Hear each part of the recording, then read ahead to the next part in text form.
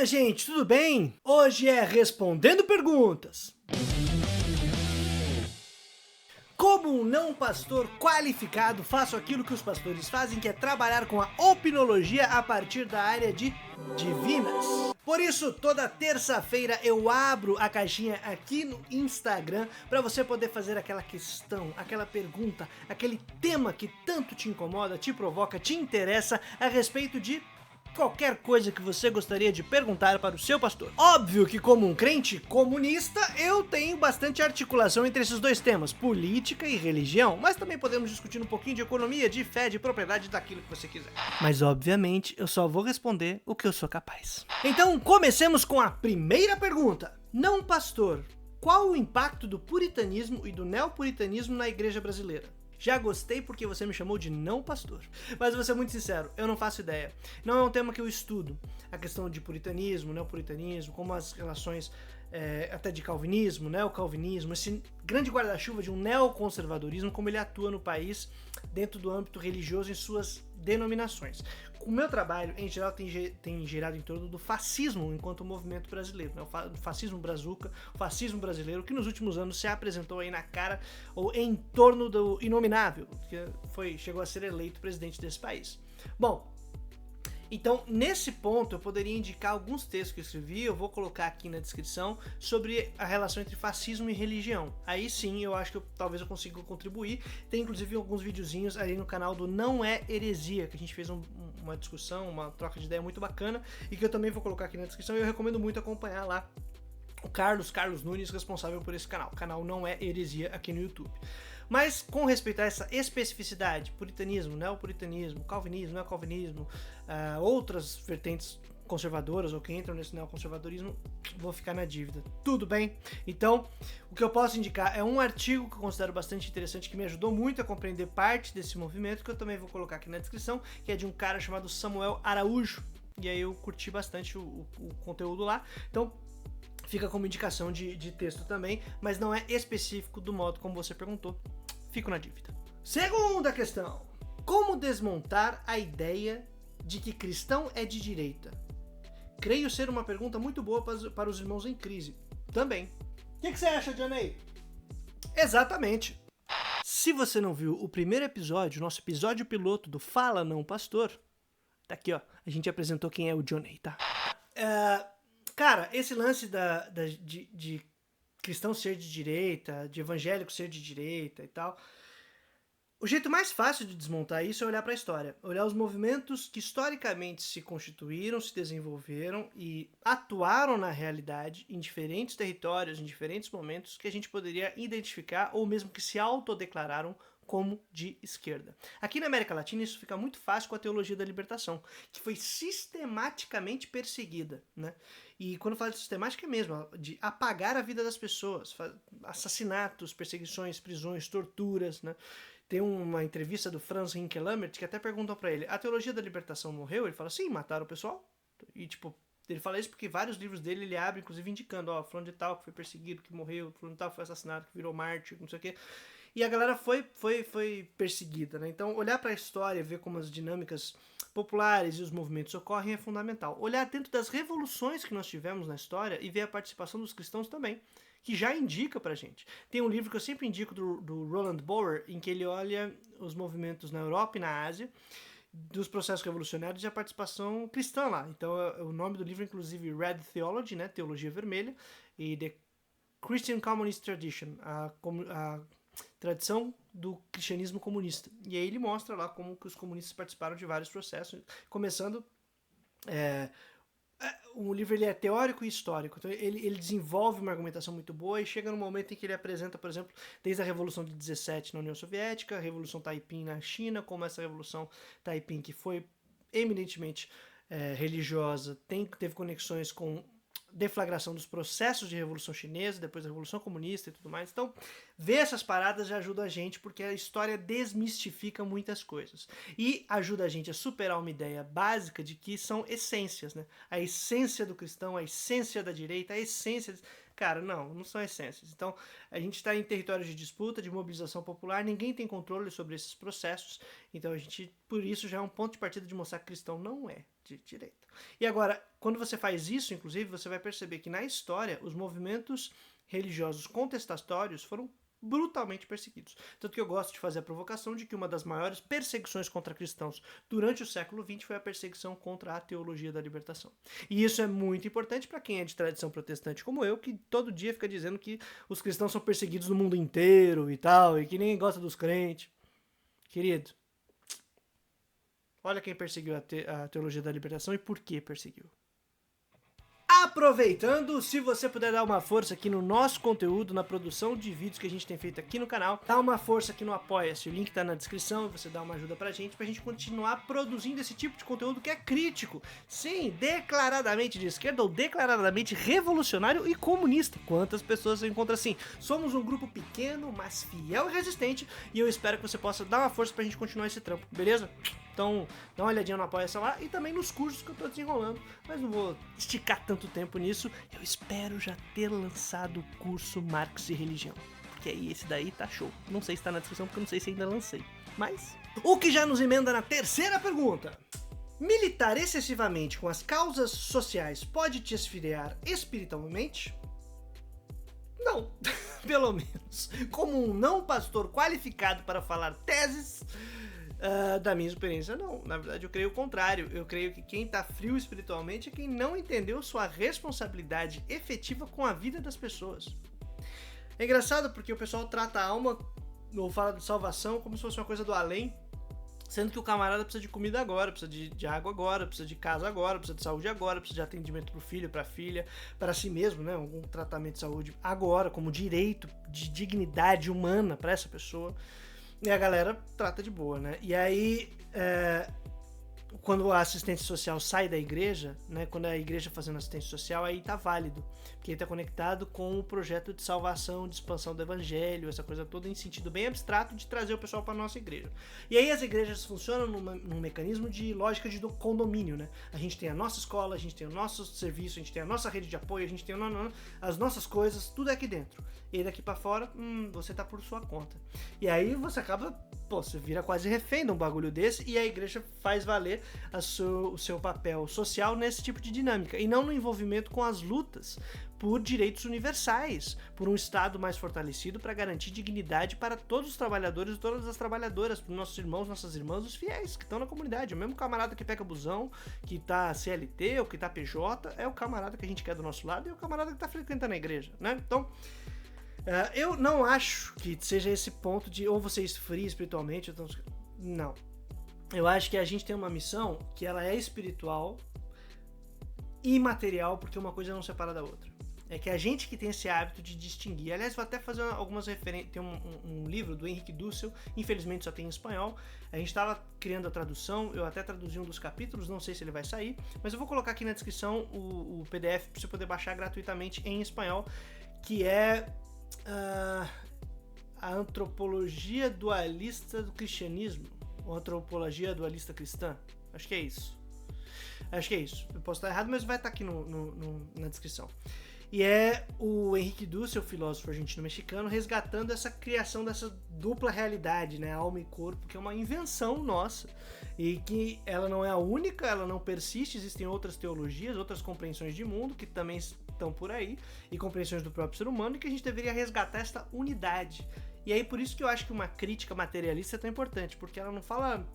nega a espiritualidade. É que se há espiritualidade, ela é aqui, viva, nessa terra. E pra você poder ir no culto, pra você cantar o seu louvor, pra você poder fazer a sua oração, pra você poder fazer um monte de coisa, você tem que estar vivo. E pra estar vivo, precisa de acessar certas coisas e condições básicas. E esse acesso a condições básicas de produção e reprodução da vida, você depende de uma organização planejada da sociedade para garantir pra todo mundo condições de viver e de poder desfrutar do tempo de vida.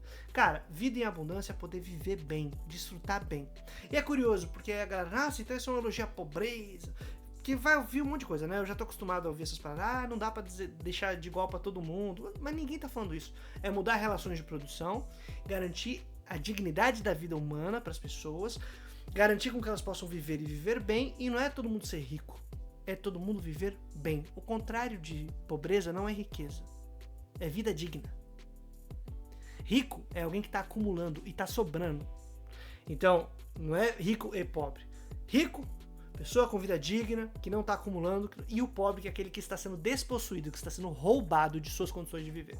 Então, se infiltrar, se meter, se engajar, se comprometer, se envolver com a luta popular por condições de vida para todos, da classe trabalhadora, fim de relações de exploração, planejar a nossa economia para garantir as condições de produção e reprodução da vida e da própria reprodução social, é fundamental, inclusive para que a gente possa viver a nossa espiritualidade de maneira cada vez mais autônoma, livre, comunitária e sem desespero, né? Sem essa violência toda, esse sofrimento todo que é causado porque nós mesmos estamos realizando diariamente a manutenção desta ordem maluca.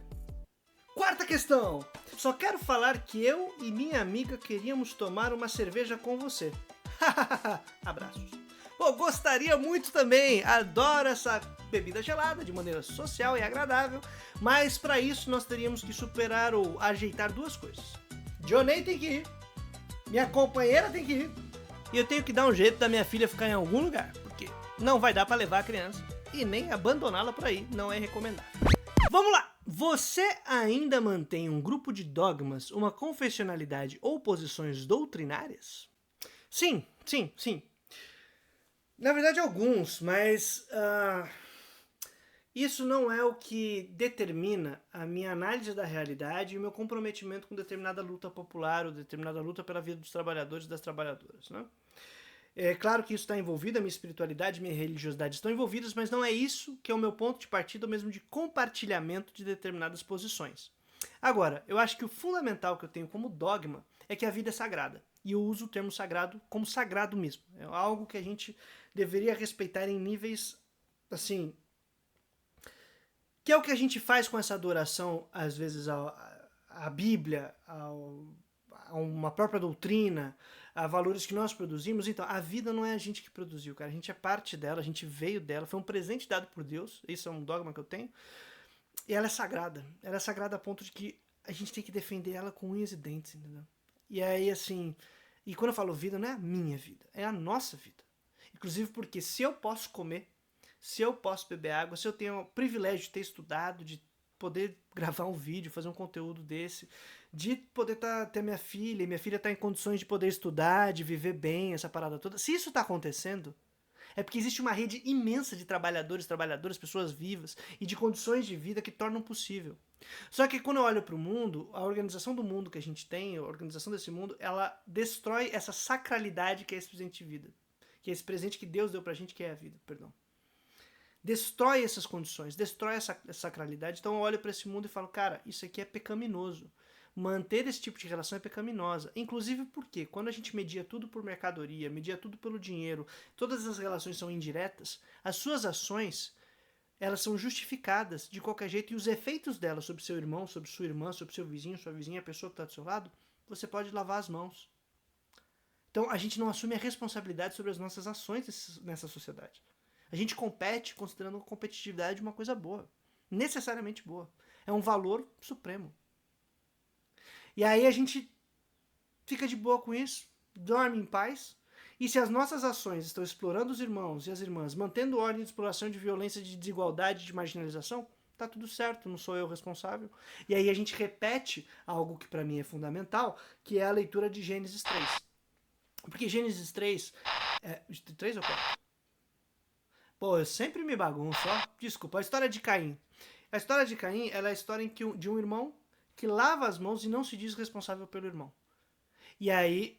A morte do irmão é responsabilidade do Caim, mas ele fala, o que eu tenho a ver com ele? Eu sou responsável por ele?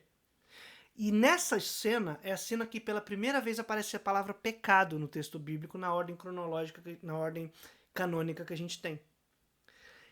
Se você ler Adão e Eva comeram a fruta do conhecimento do bem e do mal, Deus não fala vocês pecaram. Ele não fala vocês pecaram. Ah, mas Paulo disse que por meio de um homem entrou o pecado no mundo. Sim, por meio dele, não é necessariamente ele o executor do negócio. E caso ele seja, Paulo está um pouquinho equivocado, não leu o texto direito, porque nem, talvez não tivesse lido o texto. Mas não, tamo junto. Outra história. O ponto é, o pecado aparece quando o irmão mata o irmão. E aí você fala, nossa, que herético. Cara, não, lê Emmanuel Levinas, um judeu tradicional, conservador, que fala a mesma coisa. Nas reflexões talmúdicas dele, Aliás, eu tenho até aqui em algum lugar. Ele fala a mesma coisa. Gente, o primeiro pecado é o irmão que mata o irmão. E aí isso já elimina metade dos problemas que a gente tem de discussão a respeito de pecado original. Se houvesse lance de pecado original, ele tá nessa história de Caim que mata o irmão que mata o irmão, do Caim que mata Abel. E Abel é o nome que significa vaidade, né? Que não tem valor nenhum, vamos dizer assim, é uma coisa que evapora, insignificante. O irmão mata esse irmão insignificante, que seria em segundo lugar, segundo plano, não é o primogênito, não é quem a mãe agradece por ter tido um filho e tal.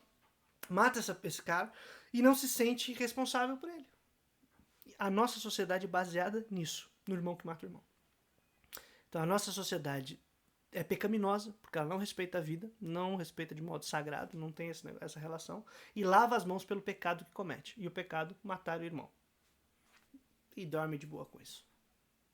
Não é não, Johnny? E lá vai outra questão. Acredita que Adão foi uma pessoa real que existiu?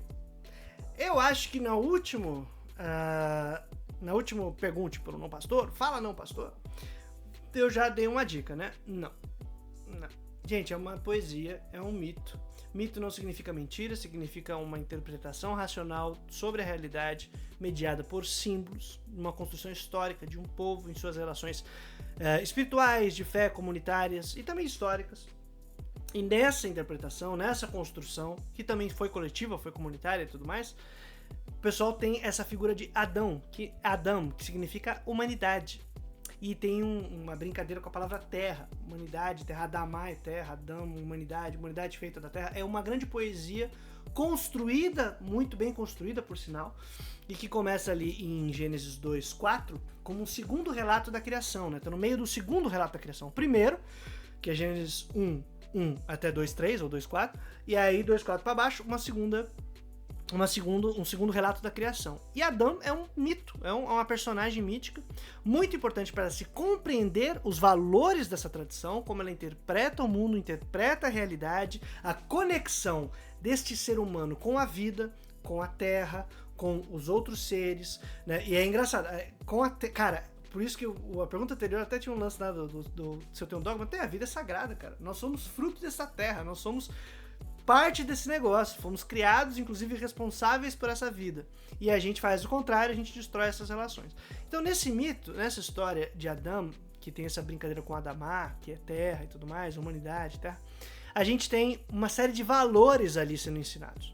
Mas a gente reduziu isso por uma estupidez moderna, de querer se provar cientificamente para disputar lugar de verdade com a ciência, que é uma coisa completamente imbecil, porque são propostas distintas. A Bíblia não é um livro de ciência, é um livro de relatos, de mitos, de narrativas de fé e de história e tradição popular, de milenar, com uma sabedoria incrível, e a galera reduziu a uma disputa com ciência.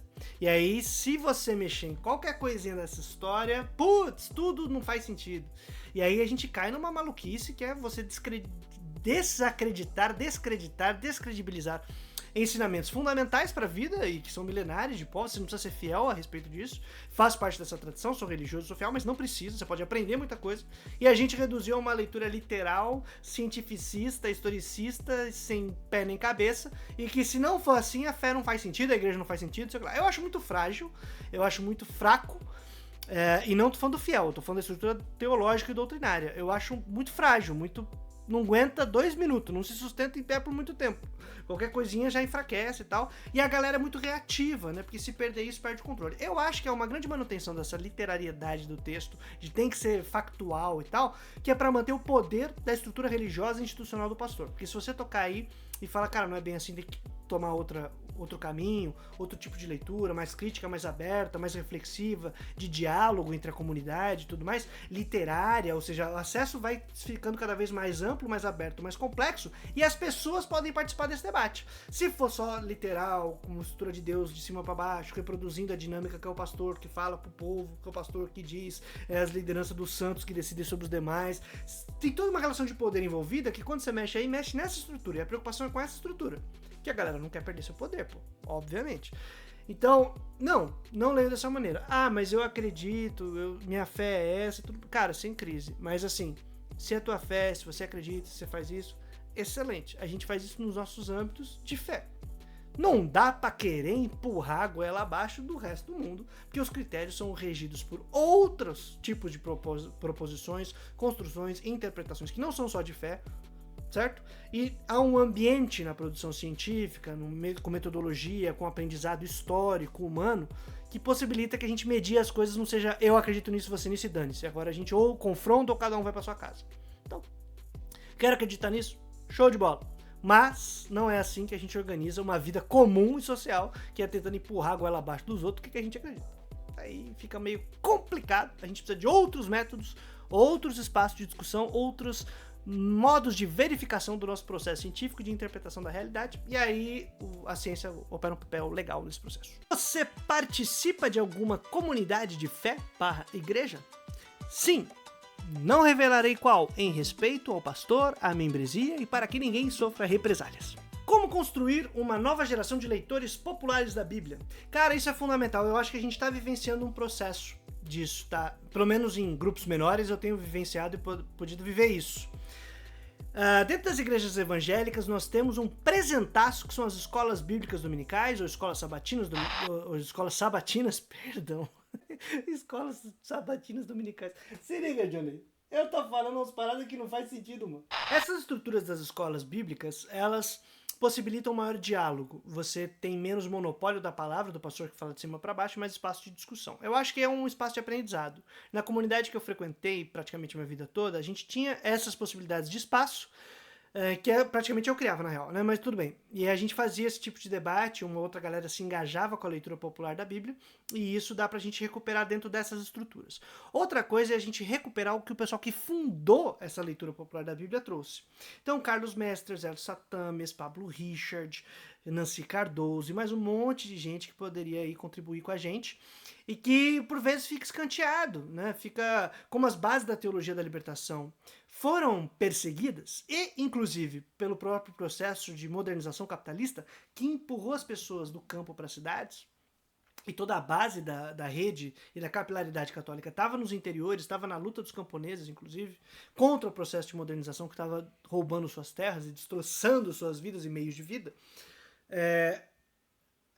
Essa base se enfraqueceu, ela ficou meio escanteada.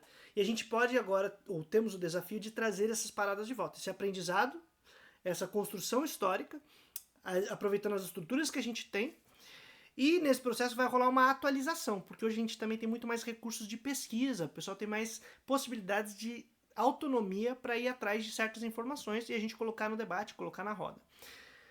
Eu até tenho um curso de leitura popular da Bíblia, eu já disponibilizei para uma galera aqui que segue a gente no YouTube. Se você for olhar lá nas publicações que a gente fez na nossa comunidade, talvez você encontre a maneira como você é capaz de encontrar ou acessar esse conteúdo. Pretendo trazer novos cursos de leitura popular da Bíblia, mas tem outros que já estão rolando, do Centro de Estudos Bíblicos, CEBI, em todo o país. No Departamento Ecumênico de Investigações, que fica na Costa Rica, sempre tem atividades online e presenciais. As presenciais, inclusive, que são as oficinas socioteológicas. Se você conseguir chegar lá, você se inscreve, se você chegar lá, a estadia e a hospedagem, né? Estadia, hospedagem e alimentação estão garantidas pelo departamento, então você só precisa dar um jeito de chegar, chegou, se inscreveu, foi aceito, chegou, tá tudo certo, mano. Você vai passar 20 dias, quase um mês, um mês de formação muito bacana, mas também tem os seminários online que eles fazem, que são fantásticos, de leitura popular da Bíblia, que aí é o Seminário de Leitura Popular da Bíblia, especificamente, e outras instituições que estão fazendo várias paradas, né? Tem o curso de verão do pessoal do CESEP, que é muito legal, são instituições mais tradicionais e que a gente pode se apropriar e se aproximar, né, dessa galera. E eu creio que, quando a gente faz esse tipo de curso, de formação, o grande segredo é distribuir para as pessoas instrumentos, ferramentas e recursos para que elas possam ler as Bíblias delas. Ter ferramentas para criticar as imagens que já foram colocadas na própria cabeça e uma iconoclastia das imagens bíblicas que a gente tem e das coisas que foram inculcadas na nossa cabeça. A gente quebra essas paradas e relê a Bíblia de outra maneira e sempre numa experiência comunitária. Então eu acho muito possível, viável, a questão de a gente criar mecanismos e meios para distribuir essas ferramentas, esses instrumentos e estimular as pessoas a questionarem a própria compreensão, questionarem o próprio texto e questionarem o pastor ou a pessoa que media a leitura da Bíblia. A gente sempre tem as revistinhas que dizem de acordo com a doutrina, a gente pode questionar isso, mano, a gente tem que rever essas paradas, então é fundamental, tá? Inclusive porque em torno da Bíblia se disputa questões políticas e ideológicas profundas. Então, sou muito nessa pegada aí, tá? Eu acredito que seja viável, possível, e ainda mais gerações que têm acesso à informação, mano. Quando a gente começa a brincar com isso aí, cria até uma obsessão pra aprender as coisas. Pelo menos foi essa a minha experiência. Se um teólogo / pastor entre os reagidos estivesse aberto a ouvir e mudar, o que você falaria pra ele? Bem-vindo, camarada. Feliz a um partido comunista. Últimas 2 perguntas. Primeira, a maioria das igrejas que conheço segue a linha dos pastores aos quais tu reage nos vídeos. Uma dica de como lidar com comunidades, gente de carne e osso, que amamos mesmo divergindo e estando sob constante vigilância e possível censura? Cara, eu não faço ideia. Porque acho que eu não tenho como, da posição de um produtor de conteúdo, dar esse tipo de indicação de como que é, que dependeria de conhecer a realidade, de estar vivendo na pele de quem está sofrendo, de quem está vivenciando, de quem está nesse tipo de relação. A minha postura, ela se tornou ao longo do tempo muito mais combativa, muito mais crítica, o que não foi fácil para mim, foi uma experiência muito dura e tem sido até hoje, apesar de que algumas coisas estão mais assentadas, mas não é fácil, cara. Então, assim, eu não tenho como ficar, entre aspas, cagando regra, né? Tenho que pegar mais leve e buscar... Acho que a única coisa que eu poderia dizer, o que me ajudou muito foi encontrar redes de apoio, gente que me deu muita força. Então, buscar gente com quem a gente pode trocar ideia, compartilhar um pouco do que a gente tem passado, sofrido, vivido, seja na comunidade próxima ou seja virtualmente, né? Comigo foi a chegada junto com o pessoal da Zelota. Conheci a galera da revista Zelota e eles foram uma boia pra me salvar no momento do turbilhão que eu tava me afogando. E nem tava numa comunidade conservadora que abraçou o bolsonarismo, não. Tava em outro tipo de relação, numa comunidade mais progressista, liberal, mas com estruturas de dominação muito vigentes e complicadas. E aí, então, encontrar gente que me ajudasse foi muito importante, foi fundamental, com quem eu pudesse trocar ideia, me abrir, né, essa parada toda. Isso foi uma coisa. E outra... começar a ter uma postura mais combativa e tal, mas isso teve a ver com uma experiência muito específica, então eu não vou ficar falando faça isso, faça aquilo, eu acho o contrário. No que eu puder contribuir, se a gente puder trocar uma ideia, contribuo, coração, com cuidado, indicando algum lugar para você conhecer uma galera massa, se eu souber, né, se eu conhecer alguém legal próximo, e seguimos na troca de ideia, mano. O grande lance é se a gente tem esse carinho, esse cuidado, esse amor pelas pessoas, a gente não perder isso, lembrar que o coração das pessoas é solo sagrado. E assim, o tipo de enfrentamento também nesse lance combativo que eu tenho feito aqui é contra pastor, né? Então, não contra a galera que tá dentro da dinâmica de poder, mas que não executa o poder, sofre com a execução dele. Então, também tem essas particularidades, eu tenho muito cuidado e muito respeito com irmãos e irmãs. E muita troca de ideia, algumas experiências que eu pude ter que foram muito boas, de gente de comunidades, né, e tal, que foi bacana, ou outros grupos eu tive que me afastar, que aí já não dava, por muitas questões.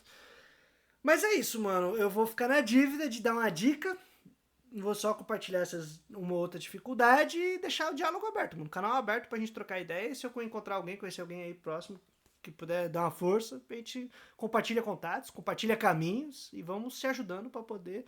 respirar e não perder o coração também, né? Fundamental. Última questão. Você tá pelado? Essa daqui, para não perder o costume, foi a minha companheira, zoando porque eu abri caixinha de perguntas, eu já sabia que ela ia fazer isso, e depois ela começou a rir, sabendo que eu sabia. E foi por causa dessa foto aqui, que foi a foto que eu usei para abrir a caixinha de perguntas. E essa mulher não tem limites para a zoeira. Nesse caso foi de boa, porque ela não sabia. Agora que ela sabe, que eu já sei, que ela vai praticar o bullying por meio da caixinha de perguntas, eu temo pelo que pode acontecer. Vocês não conhecem a minha companhia.